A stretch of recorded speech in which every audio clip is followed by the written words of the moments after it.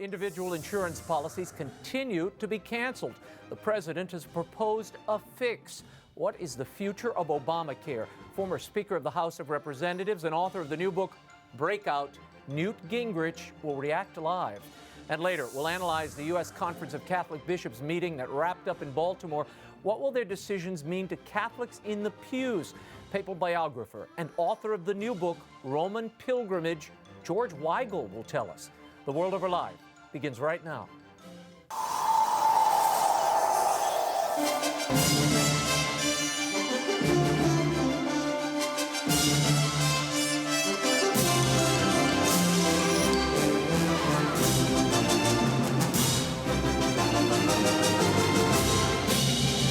Now, from Washington, D.C., Raymond Arroyo. A warm welcome to all of you joining us in the United States and the world over. Newt Gingrich and George Weigel are straight ahead as always.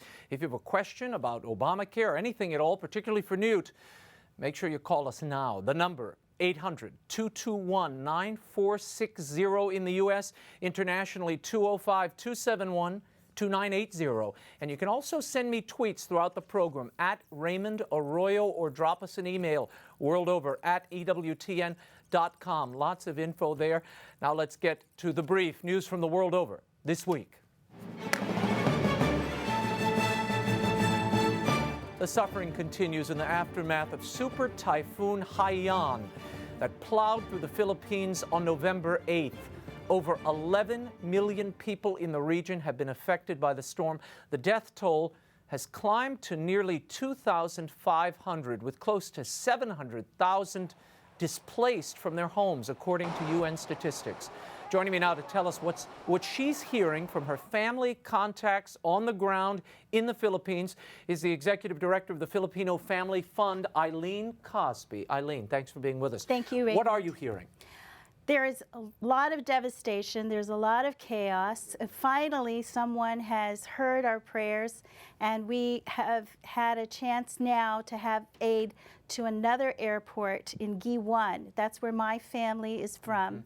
And I have 24 cousins, aunts and uncles that are displaced. I haven't even talked to them. It's been a very long 6 days, and if you can imagine, I just got a report yesterday that my family is alive, but I'm concerned about the hunger and the devastation. As Cardinal Tagle said, it's very... The pictures are horrifying, and the scope of this, what is it, 7,000 square miles or something? It's a huge landmass. It is. It is. Now, the aid is getting in, we're hearing, but there's difficulty getting it delivered. What's happening? I imagine the devastation is what's blocking a lot of the transport of that aid. It is, but you know, I just came from the Philippine Embassy, and they've had progress in moving the debris away so that the roads are cleared. And also, I just want to tell you that there are so many Filipinos within the Philippines, and if we could support them in solidarity with their suffering that we're seeing and subsidize their efforts, that's the most immediate way to have effective aid. The Philippines is the largest Catholic country in Asia, and these are Catholics that are dying. Yeah. And is there a coordinated effort at this point with the Filipinos here in the United States and the Filipinos in... That's what we're launching with the community here in Washington, D.C. We just met with the ambassador. We're meeting on Saturday to do more strategy. We're also talking to the people with their boots on the ground. There's a group called the Heroes for Giwan. There's another group that's 20 guys in a call center in Cebu who actually wanted to make a difference. They've got provisions. My family in Manila got provisions. There are businessmen in Manila who have their own helicopters, and they have been dropping the provisions, the medicine, in the areas that were first and hard struck. So, EILEEN, thank you so much for being with us and welcome. for taking the time. And you can help by bringing your relief efforts to crs.org. You can find out more also on the work of the Filipino Family Fund by visiting their website, which is filipinofamilyfund.org. And again, we thank you, EILEEN. Thank you. And back to headlines. The troubles continue for the Affordable Care Act and its health insurance enrollment website. More than 5 million Americans have had their private health insurance policies canceled, and the Obama administration revealed Wednesday it fell short of its projected first-month target of 500,000 enrollees. In October, just over 100,000 people signed up for new health care policies. The buggy healthcare.gov website garnered a mere 26,000 of those enrollees. Meanwhile, President Barack Obama is racing to reassure Americans and anxious Democrats who voted for Obamacare and are up in 2014 for re-election. On Thursday, the president announced that insurance companies could offer Americans policies canceled under Obamacare, but only for 1 year. It is not mandatory. We'll unpack the president's fix and how Obamacare will affect you in our next segment. And staying in Washington, D.C., the 2013 push for comprehensive immigration reform appears to be over. GOP Speaker John Boehner said at a press conference on Wednesday that the House would not take up the Senate's comprehensive legislation passed in June, nor would he allow any House measure to be blended with the Senate measure in a conference committee. Any comprehensive efforts in 2014 face an uphill battle as well in the Republican-controlled House. Speaker Boehner said GOP members will take up immigration reform in a step-by-step and common-sense way, the piecemeal approach that we discussed in weeks past. The Bishops' Conference this week urged Congress to pass immigration reform, saying it was a matter of great moral urgency. And Italian media on Thursday reported new safety concerns for Pope Francis. A criminal prosecutor from southern Italy says the Pope's simple, low-key style and his efforts to clean up the Vatican government and the Catholic Church from corruption are attracting Italian mafia attention. Vatican spokesman Father Federico Lombardi dismissed the media reports as needless scaremongering. He said, "We are absolutely relaxed and everything is happening in the most normal way." And violence against Christians in Syria is becoming a tragic norm. On Monday, rebels in Damascus fired mortar shells at a Christian school and 2 churches. 5 children and their bus driver were killed. Another 27 were injured. On Sunday, another rocket hit a school bus in a predominantly Christian neighborhood, injuring 5 more children. The strike was the latest rebel reprisal to hit Damascus. Government troops continue their advance into opposition-held suburbs. And the U.S. Conference of Catholic Bishops elected its new president this week in Baltimore. Louisville Archbishop Joseph Kurtz easily beat out 9 other candidates, garnering a majority vote in the first ballot. The Pennsylvania native had been serving as the conference's vice president for the previous 3 years. He comes to the job with strong family and pro-life credentials, having cared for a brother with Down syndrome and recently penning a prayer to bless children in the womb. The prayer is now widely used by parishes across the U.S. and has been adopted by the Vatican. Cardinal Daniel DiNardo of Galveston, Houston, was elected the conference vice president. Meanwhile, the U.S. bishops formally reaffirmed their opposition to the Obama administration's contraception mandate.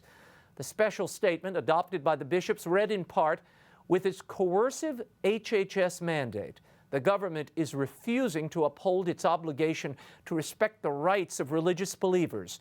The bishops stand united in our resolve to resist this heavy burden and protect our religious freedom." The administration regulation created under the Affordable Care Act requires most employers to offer contraceptives, sterilization, and abortifacient drugs as part of their health care plans. And on Tuesday, Hawaii became the 15th state to legalize same-sex marriage.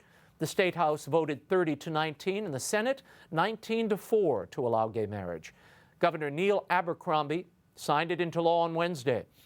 USCCB chairman for the promotion of the defense of marriage, Archbishop Salvatore Cordileone, lamented the move. He said, quote, "The decision in Hawaii is disappointing and shows the need for rebuilding a culture of the family in our country," end quote. Hawaii's vote comes just a week after same-sex unions were approved in the state of Illinois. And Pope Francis weighed in on the phenomenon of Marian apparitions this week during his homily on Thursday. He said that alleged visions of Mary, if taken in the wrong spirit, can lead people away from God. Curiosity pushes us to want to hear that the Lord is here or over there, or it makes us say, well, I know a visionary who receives letters from Our Lady, messages from Our Lady, but Mary is not a postmaster of the post office sending out messages every day. Pope Francis was reflecting on Thursday's Gospel from Luke chapter 17, in which the Pharisees asked Jesus when the kingdom of God will come, and Jesus responds by telling his disciples not to run in pursuit of signs of the second coming. And finally tonight, the relics of St. Peter the Apostle will go on wide display. The Vatican is planning an unprecedented public display as part of the commemoration of this year of faith, which comes to an end on November 24th. The tomb of St. Peter is located under the altar of the Vatican Basilica. It was excavated during the 1940s, and after extensive research and testing, Pope Paul VI announced in 1968 that the bones of his predecessor, the first pope, had been identified. The relics of St. Peter since have been kept in the grotto of the Basilica. When we return, how is the Affordable Care Act affecting you and your family, and what of the latest presidential fix? Newt Gingrich joins us live and gives us his take and much more when The World Over Live continues. Stay right there.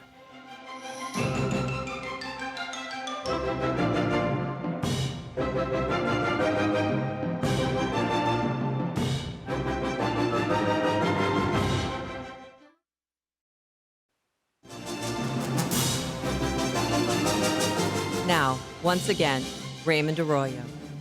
Welcome back to The World Over Live. The Affordable Care Act went into effect weeks ago. From the low enrollment due to the glitch-ridden website to the millions of individual insurance policies that have been canceled, it's been a major headache for the public and consequently for the administration. Today, the president offered a solution. Here to give us his take on it and the future of health care in America is former Speaker of the House, host of CNN's Crossfire, and best-selling author of the new book, BREAKOUT, Newt Gingrich. And we will get to calls shortly. Newt, thanks for being with us. Good to be with you. Let's play this bite. I want you to hear this. This is what the president said today after a lot of outcry, not only from the public, but from his fellow Democrats. Watch this. Already, people who have plans that predate the Affordable Care Act can keep those plans if they haven't changed. That was already in the law. That's what's called a grandfather clause that was included in the law. Today, we're going to extend that principle both to people whose plans have changed since the law took effect and to people who bought plans since the law took effect. So state insurance commissioners still have the power to decide what plans can and can't be sold in their states, but the bottom line is insurers can extend current plans that would otherwise be canceled into 2014, and Americans whose plans have been canceled can choose to re-enroll in the same kind of plan. So Newt Gingrich, he seems to be saying you can have the insurance that you had before. You see, he kept his promise, didn't he? This is one of the most astonishing performances by any president, certainly in my lifetime. If you look at all the different pieces of it, first of all, he says, gosh, I didn't realize how complicated it was to buy health insurance. Now, this is a guy at 52 years of age who has apparently never gone out and tried to buy health insurance, but who is so arrogant, he has redesigned the health insurance program in the entire country. But that's literally, he just says, I didn't realize it was so complicated. Second, he doesn't have the power as president to waive the law. I mean, this is a guy who broke his word on whether or not you're going to lose your insurance. He's a person who clearly has been wrong about running the entire website. And what insurance company is going to believe the president's current promise? So you agree with Speaker Boehner. You're not certain if the president has the legal authority to do this. I don't think he has the legal authority to do it. But it goes deeper. Having failed to listen to the information technology specialist who warned them before October 1st this will not work, he now did not consult any of the insurance commissioners. I mean, I understand no liberal Democrat is going to trust insurance companies, right. But every state has an insurance commissioner. They're totally bipartisan. You got, I think, 7 Democrats and 6 Republicans, and the rest are appointed by the governors. Within hours of the president speaking, the Democrat insurance commissioner of Washington State came out and said, this will not work. The National Association, the Bipartisan Association of Insurance Commissioners, issued a statement saying, this is impossible. Now, for a president who found Syria was impossible, the website is impossible, to now propose something as a fix that is impossible, tells you that the White House right now is just sort of the children's hour. Are you surprised because not only he's relying, in fact, it falls back on the insurance companies to comply with this fix, okay? But there was a White House talking points issued today, and it said, now they can't blame us. Will this really fall back on the insurance companies? This is so pathetically shallow. And it's only 1 year. It's only 1 year, and then their policies will be canceled. In the middle of a total disaster, and to give you a sense of when I say total, it is longer from the passage of Obamacare to today. It's a month longer than the U.S. participation in World War II. So from Pearl Harbor to victory over Germany, Italy, and Japan took less time than Obama has had to do a website. Now, you're in a country where you have Amazon, you have eBay, you have Google, Facebook, Twitter, and these guys can't get a website running? Can you imagine if they can't do a website, what they're going to do to mess up your health care? Now, 6 Democrats are still saying they want a legislative fix, not this executive decision or executive order. Is that the right path to go down? Well, it's certainly the right path. We have a very important vote tomorrow, and everybody watching us should call their congressman and urge them to vote for Congressman Fred Upton's bill, which is in the House. And it's the right direction because it's legislated. It makes it clear and legal. There are no questions about it. But I also noticed late today that those Democrats were a lot more quiet because I think the pressure is being put on them. And I think Harry Reid, who is running the Senate like a dictator, has no interest in bringing up a bill. But I don't know how many more days they can take the pressure. They have lost, after the government shutdown, the Democrats were 9 points ahead in the ballot between Democrat and Republican. As of 2 days ago, they're tied. So they've lost 9 points in 6 weeks. As of yesterday, in one poll, the Republicans are up 3. Senator Hagan of North Carolina, who was ahead by about 10 points, is now tied. And all of these folks have got to look at, do I really want to go into next year defending a program that is this destructive and is this incompetent? And I don't think the president helped himself today. In your new book, Breakout, you talk about, there's a whole chapter on healthcare, which I read very attentively last night.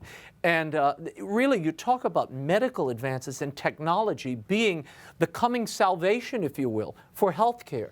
Why isn't Obamacare and facilitating that? I mean, you talk about sharing information in here. He's got this federal data hub where all the information is centralized. Your medical information will be there. Isn't that part of what Newt Gingrich is talking about? Well, except that his idea of a central data hub means the bureaucrats are running it. It moves at bureaucratic speed. It grows obsolete and politicized by bureaucrats. The difference, I think we're, as a country, between two choices. We're going to have a breakout, such as I describe in my book, or we're going to have a breakdown, such as what you're watching right now at the website. I don't think there's any alternative. The bureaucracy is a model that goes back to the 1880s. It is 130 years old. It doesn't work. We just had a report just 3 days ago that the Internal Revenue Service had sent $4 billion in refunds abroad. I mean, they had one. There's one place I actually want to go visit just to get a picture for CNN. They had a place in Singapore, an address that got 585 refund checks. Now, you have to ask yourself, how incompetent does the bureaucracy have to be to not notice 585 refund checks going to the same address in Singapore? Well, this is what happens with too much bureaucracy.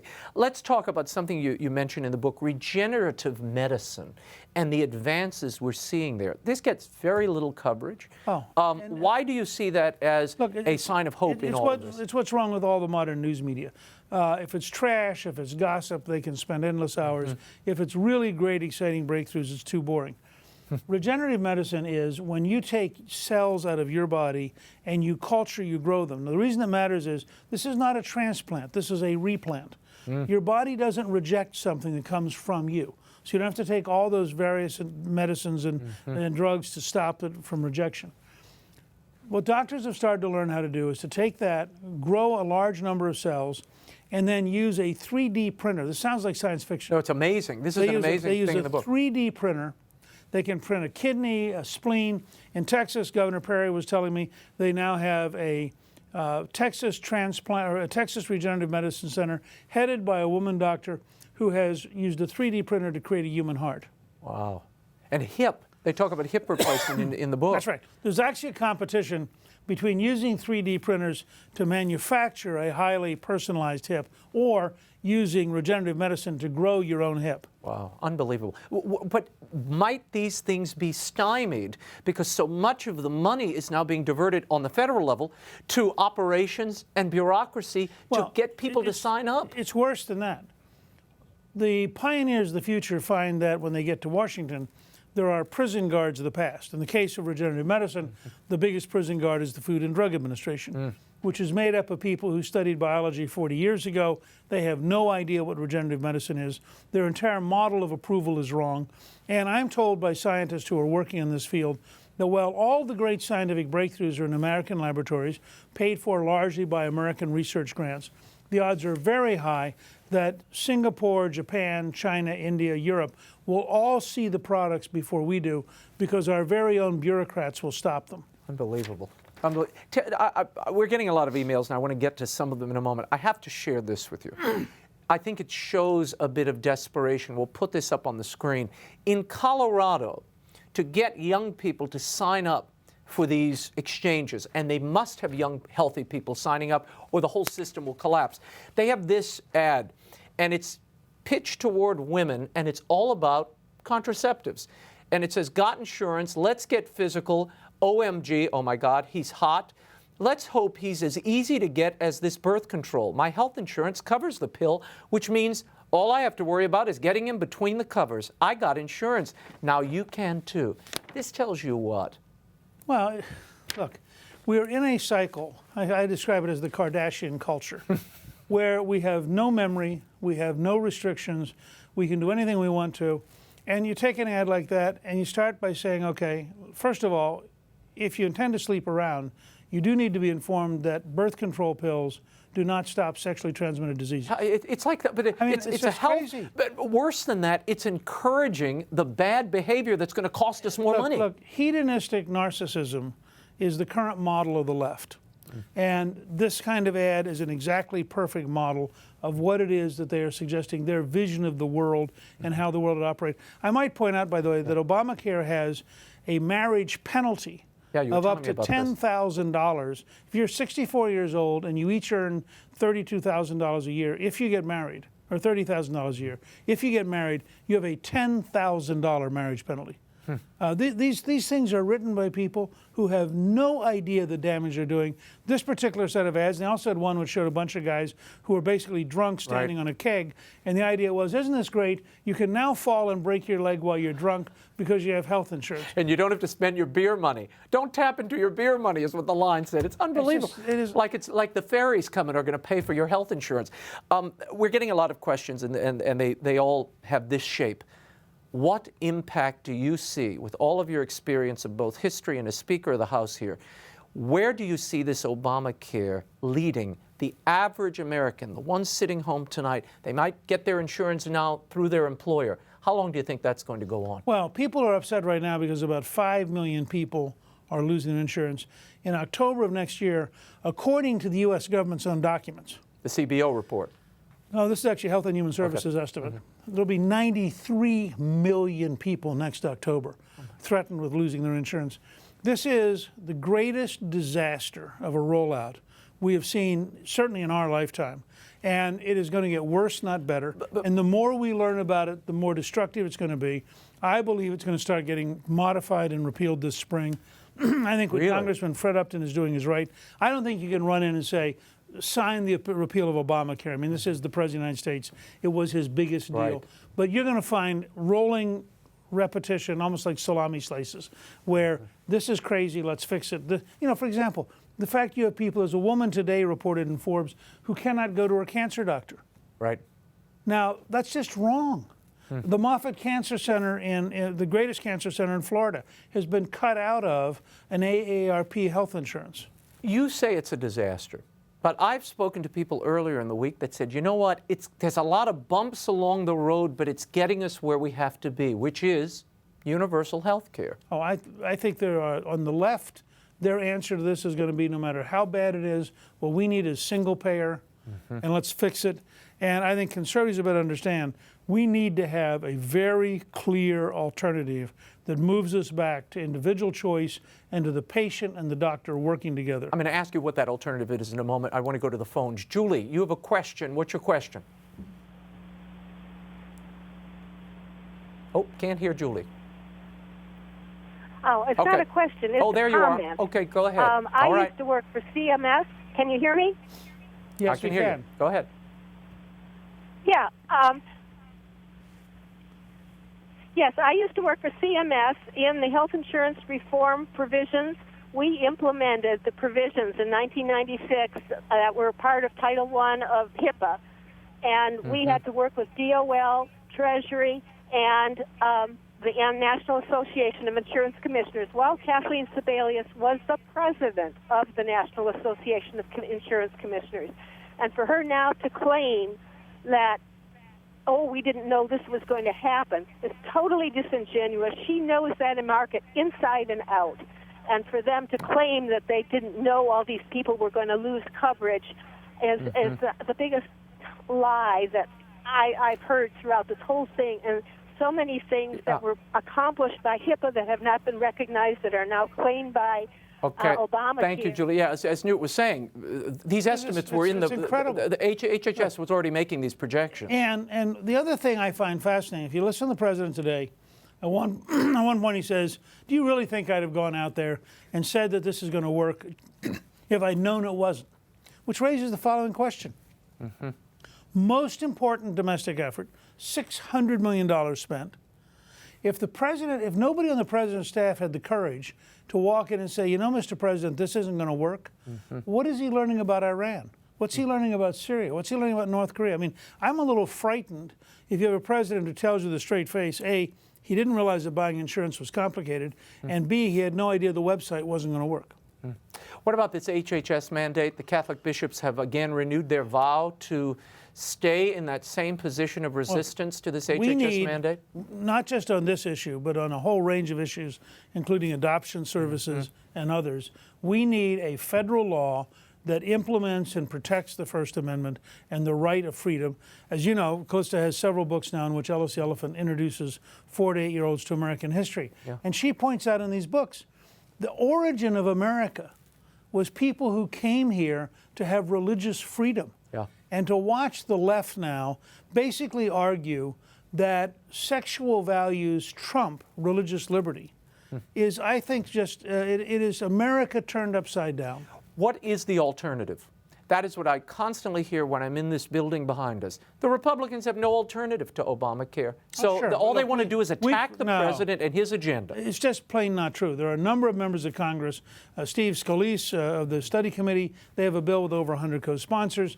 There's no question that Congressman Mike Burgess, who's a doctor, Congressman Tom Price, who's a doctor, there are a lot of people developing alternatives. What do they look like? What are the hallmarks that people should be aware of? They move back towards personal choice. They would move Medicaid back to being controlled by the states. They would recognize that a single federal bureaucracy can't run a nation of 315 million people. They would emphasize your right working with your doctor to make decisions that affect you. And I think there's a lot of stuff coming down the road. Part of the reason I wrote Breakout is we have things today nobody ever dreamed of 20 years ago. When you realize, for example, 3 million iPads were sold in the first weekend, and these guys could barely get 26,000 people to sign up in a month. I mean, just look at the difference in scale of what we can do if we go with the people who are inventing the future and what we can't do if we stay stuck with the bureaucrats and the prison guards of the past. Final question. We've been covering this Common Core curriculum, which is making its way across the United States, now entering Catholic schools. A good idea or a bad idea? I think there are parts of it that make sense on things like grammar and learning math. I think there's some parts I worry about a lot. I don't want to see bureaucrats defining a politically inspired, which means liberally inspired, curriculum. One of our viewers asked this question for you. Could you please ask Mr. Gingrich, what will Pope Francis, how will he impact the church as opposed or compared to John Paul II? Oh, I think that they are, in some ways, very different people. As you know, Clifton and I did a great movie, 9 Days That Changed the World. It's very powerful about Pope John Paul II. Visit to Saint, Poland, particularly, about to become Saint John Paul II. But I actually think Pope Francis, I think the younger Cardinal Wojtyła would have totally identified with Pope Francis because he was a great minister to his flock. You go back and look at Pope John Paul II when he was in Poland. Yeah. He's very much like Francis was when he was in Argentina. Yeah. I think what you see, and I love it, I mean, the little kid the other day who got up and sat in the Pope's chair, this isn't accidental. This Pope is trying to say to the whole world, come, let us embrace you. And he understands that Christ dined with sinners. And he's saying to all of us, yes, we can argue about values, we can argue about a variety of things, but we have to love each other within the argument, not hate each other. I think he's going to be an enormously positive impact. What a way to end the segment. Newt Gingrich, thank you so much for being here. Newt's new book, Breakout, Pioneers of the Future, Prison Guards of the Past, and the Epic Battle That Will Decide America's Fate, is available at bookstores and online. Go get it. When we return, papal biographer and theologian George Weigel joins us to recap the week's fall meeting of the U.S. Conference of Catholic Bishops and talk about his latest book, Roman Pilgrimage, The World Over Live, continues in a moment. Stay right there.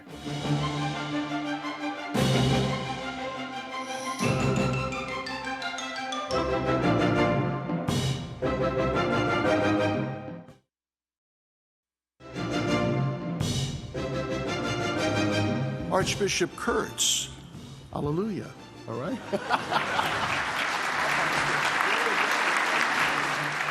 Bravo. Great. By what name will you be called? No, that was I forgot that. Welcome back to The World Over Live. The U.S. bishops had their annual fall meeting this week in Baltimore. On the agenda this time was the election of a new conference president, as you just saw, Bishop Joseph Kurtz, the Archbishop of Louisville, will take over as president. The bishops also discussed a new statement on the problem of pornography, their ongoing effort to preserve religious freedom in the face of this HHS mandate, and here to recap some of the highlights of this year's assembly and to discuss his new book, Roman Pilgrimage, The Station Churches. Please welcome back to the program papal biographer and theologian extraordinaire, George Weigel. George, thanks for being Raymond. here. Good to be here. Delighted to see you. Now, on Tuesday, the bishops this week, they held this press conference following the election we just saw. And Father Thomas Rees of the National Catholic Reporter stood up and asked this question about the consistent ethic of life and if somehow this election represented a shift. Give a listen. Would it be oversimplifying to say that the conference is moving back towards this consistent ethic of life as articulated by Cardinal Bernardin, rather than simply focusing on the so-called non-negotiable issues of abortion, gay marriage, and contraception? I would be reluctant to fit ourselves into a category. I think if you look honestly at the energies of the conference, we have spoken about immigration, the dignity of the human person, the sanctity of marriage, a robust religious freedom. Some of those are responses to movements that are going on within our culture. But in all cases, I'd be reluctant to say that I would categorize them in a particular way. I think it is somewhat of an oversimplification. We'll never stand down from our defense of the human person, particularly at the beginnings of life and at the end of life. That's non-negotiable. So is there any sort of shift here, George? There was a lot of chatter before this conference that this would be the moment when the Dolan years would be behind the conference and they would move in a new direction. What did you see? Precisely the opposite happened, Raymond. This meeting was very important for several reasons. It was a confirmation of the direction that the conference has been moving in. for the past several years, not only under the leadership of Cardinal Dolan, but of Cardinal Francis George before that. It was a striking reaffirmation of the bishop's unanimous rejection of the Obama administration's HHS mandate. And it was also a very clear affirmation that the bishops understand that there is no dichotomy, there's no tension between being pastoral in the model of Pope Francis and taking on the tough issues of culture and politics in American public life. The attempt to drive a wedge between pastoral bishoping, if you will, and the fighting of these necessary culture struggles which have been forced on us. It's always important to recognize the culture war was declared on us.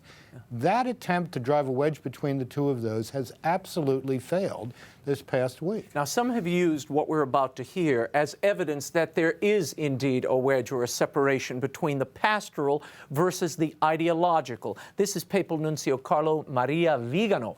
Now, he made his customary statement to the body on Monday, and he urged the bishops to follow the example of Pope Francis by becoming more pastoral. Here's what he had to say. Each of us must take into consideration our adaptability to the many different circumstances and cultures in which we live and the people whom we serve. There has to be a noticeable lifestyle characterized by simplicity and holiness of life. This is a sure way to bring our people to an awareness of the truth of our message. The Holy Father wants bishops in tune with their people.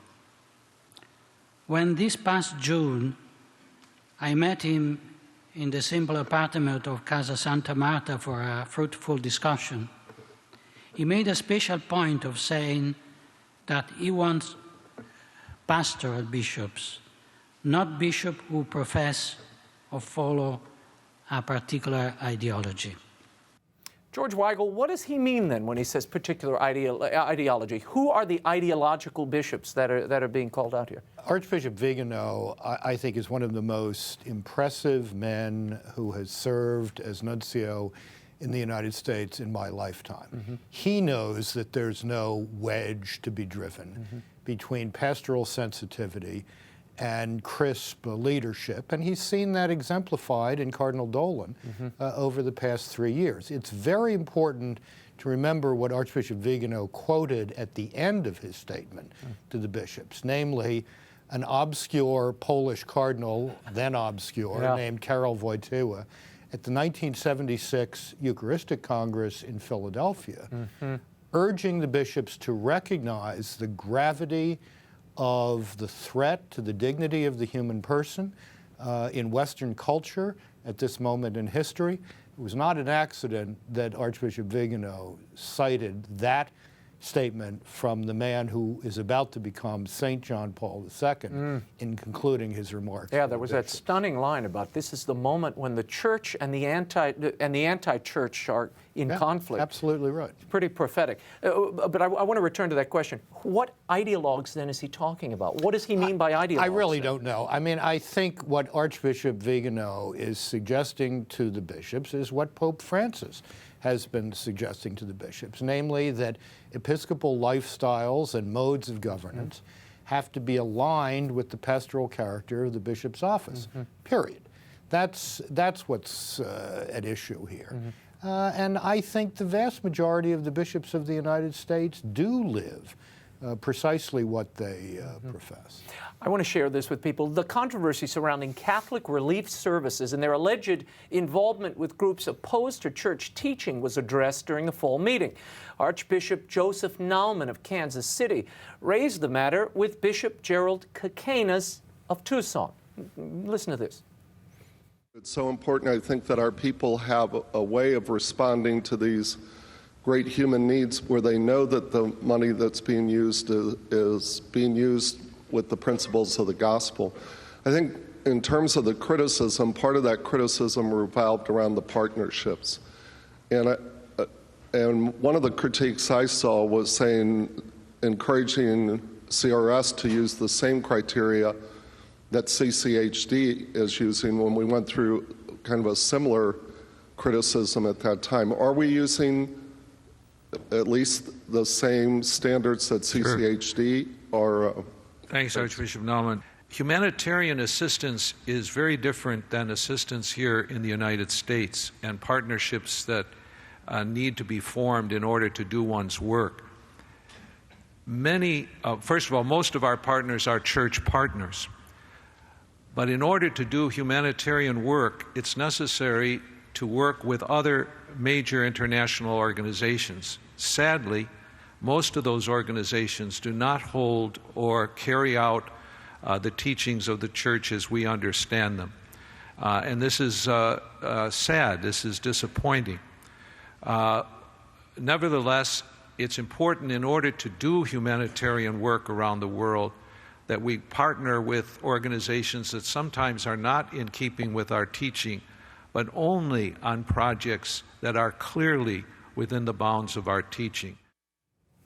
Population Research Institute earlier in the year charged the bishops that the CRS was taking money and working with people that were passing out contraceptives, etc. The bishops denied those charges, we should say. Does this clear up the matter, or will we continue to hear of these things? This is a complicated business, Raymond.